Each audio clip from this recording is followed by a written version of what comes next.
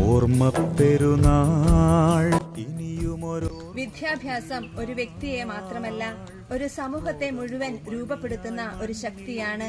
ഈ ദർശനമായിരുന്നു വന്യ മാറി വാനിയോസിന്റെ ജീവിതത്തിന്റെ അടിത്തറ. വിദ്യാഭ്യാസത്തെ വെറും അറിവ് പകരുന്ന ഒരു പ്രക്രിയയായി അദ്ദേഹം കണ്ടില്ല, മറിച്ച് മൂല്യബോധവും സേവന മനോഭാവവും നേതൃത്വ പാഠവും വളർത്തിയെടുക്കുന്ന ഒരു പ്രക്രിയയായാണ് അദ്ദേഹം അതിനെ കണ്ടത്. ദൈവദാസൻ മാറി ഇവാനിയോസിന്റെ ദീർഘവീക്ഷണത്തിന്റെ ഫലമായാണ് അനേകം വിദ്യാഭ്യാസ സ്ഥാപനങ്ങൾ ഉയർന്നു വന്നത്.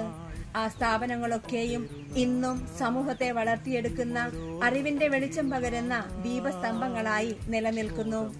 ഇന്നും ദൈവദാസൻ മാറി ഇവാനിയോസിന്റെ ദർശനം നമ്മെ ഓർമ്മിപ്പിക്കുന്നു.